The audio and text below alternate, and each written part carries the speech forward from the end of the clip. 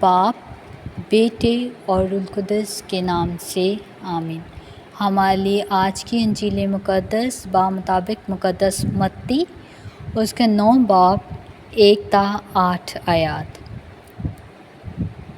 پھر وہ کشتی پر چڑھ کر پار گیا اور اپنے شہر میں آیا، اور دیکھو لوگ ایک مفلوج کو چارپائی پر پڑا ہوا اس کے پاس لائے۔ یسوع نے ان کا ایمان دیکھ کر مفلوج سے کہا، بیٹا کھاتی جمع رکھ، تیرے گناہ معاف ہوئے۔ اور دیکھو بعض فقیہ اپنے دل میں کہنے لگے کہ وہ یہ کفر بکتا ہے۔ یسوع نے ان کے خیالات جانتے ہوئے کہا، تم اپنے دلوں میں بدگمانی کیوں کرتے ہو؟ کیا یہ کہنا آسان ہے کہ تیرے گناہ معاف ہوئے، یا یہ کہ اٹھ اور چل پھر؟ لیکن تاکہ تم جانو کہ ابن انسان کو زمین پر گناہ معاف کرنے کا اختیار ہے۔ تب اس نے مفلوج سے کہا، اٹھ، اپنی چارپائی اٹھا اور اپنے گھر چلا جا۔ وہ اٹھ کر اپنے گھر چلا گیا۔ تب ہجوم یہ دیکھ کر ڈر گیا اور خدا کی تمجید کرنے لگا کہ جس نے ایسا اختیار آدمیوں کو بخشا۔ انجیل مقدس کے وسیلے سے ہماری خطائیں معاف کی جائیں۔ دھیان و گیان۔ عزیز مومنین، آج کی انجیل مقدس میں ہم دیکھتے ہیں کہ یسوع ایک مفلوج شخص کو شفا دیتا ہے اور اس کے گناہوں کو معاف کرتا ہے۔ اس واقعے میں ہمیں یسوع کی الہی طاقت اور اس کی شفقت کا ایک خوبصورت مظاہرہ ملتا ہے۔ جب لوگ اس مفلوج شخص کو یسوع کے پاس لائے تو یسوع نے ان کے ایمان کو دیکھا اور مفلوج شخص سے کہا، بیٹے حوصلہ رکھ، تیرے گناہ معاف ہوئے۔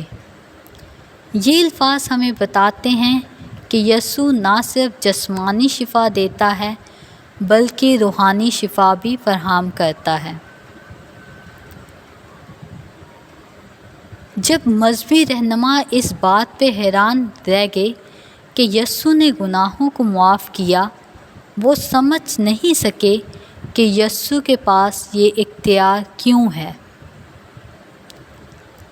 لیکن یسوع نے ان سے کہا، تمہارے لیے کیا زیادہ آسان ہے، یہ کہنا کہ تیرے گناہ معاف ہوئے، یا یہ کہنا کہ اٹھ اور چل پھر؟ انجیل مقدس کا یہ واقعہ ہمیں یہ سبق دیتا ہے کہ یسوع کو شفقت اور طاقت کسی بھی حد تک جا سکتی ہے۔ وہ ہمارے جسمانی اور روحانی درد کو شفا دینے کی صلاحیت رکھتا ہے۔